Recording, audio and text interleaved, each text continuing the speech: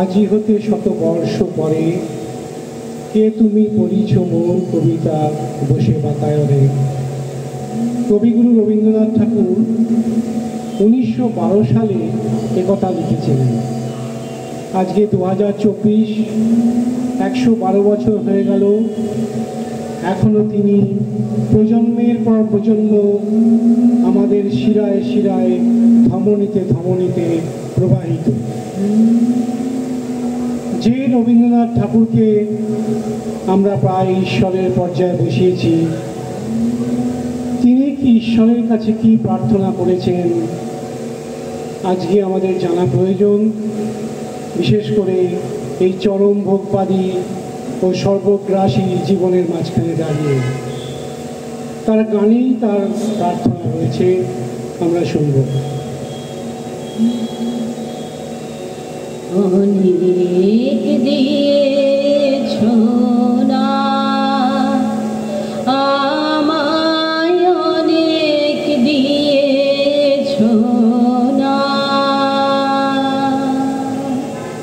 অনেক দিয়েছ না আমায়, অনেক দিয়েছ না। আমার বাসনা তবু পুরিল না, দিন দশা ঘুচিল না, অশ্রু বাড়ি মুছিল না, গভীর প্রাণের তৃষা মিটিল না, মিটিল না, অনেক দিয়েছ না আমায়, অনেক দিয়েছ না। দিয়াছ জীবন মন প্রাণ প্রিয় পরিজন, সুধা স্নিগ্ধ সমীরণ, নীল কান্ত অম্বর, শ্যাম শোভা ধরণী, এত যদি দিলে সখা আরো দিতে গবে হে, তোমারে না পেলে আমি ফিরিব না, ফিরিব না, অনেক দিয়েছ না আমায়, অনেক দিয়েছ না। কাজী নজরুল ইসলামের সঙ্গে একদম ছোটবেলায় পরিচিত হলাম সেই ভোর হলো তোর হলো কবিতায়। তারপর যখন স্কুলে আরেকটু এগিয়েছি তখন তার কবিতা দেখবো এবার জগৎটাকে, থাকবো না কো বন্ধ ঘরে।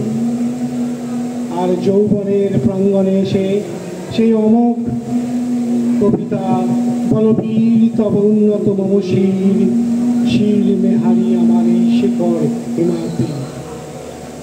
এই কবিতা নজরুল ইসলাম লিখেছিলেন তখন তার বয়স 21 বছর। অবশ্য তার সমগ্র সৃষ্টি তৈরি হয়েছে 43 বছরের মধ্যে। 77 বছরের জীবনের 34 বছর কবি ছিলেন নীরব ও সৃষ্টিহীন হয়ে। তার এই অব্যক্ত বেদনার কথা তিনি কি জানতেন? নাহলে কেন তার গানে বারে বারে সেই বেদনাকে তিনি তুলে ধরেছেন নীরব হওয়ার আগে?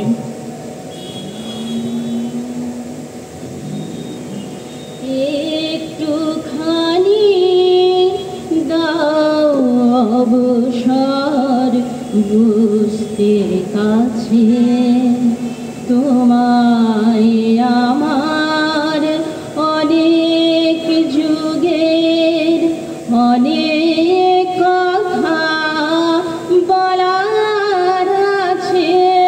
দাও অবসর বুঝতে কাছে, একটুখানি দাও অবসর বুঝতে কাছে। গ্রহ ঘিরে উপগ্রহ ঘুরে যেমন অহরহ, আমার আকুলে বিরহ, আমার আকুলে বিরহ। তেমনি প্রিয় তোমায় যাচ্ছে, তোমায় আমার অনেক যুগের অনেক কথা বলার আছে। দাও অবসর বুঝতে কাছে, চিরকালই রইলে তুমি আমার পাওয়ার বহু দূরে। চিরকালই রইলে তুমি আমার পাওয়ার বহু দূরে। আজকে ক্ষণেক কইব কথা সকরুণ গানের সুরে, করব পূজা গানে গানে। চাইব না নয়ন পানে আমার চোখের অশ্রুরেখা, আমার চোখের অশ্রুরেখা। দেখে তুমি চিনো পাছে, তোমায় আমার অনেক যুগের অনেক কথা বলার আছে। দাও অবসর বুঝতে কাছে, একটুখানি দাও অবসর বুঝতে কাছে। নমস্কার। ধন্যবাদ।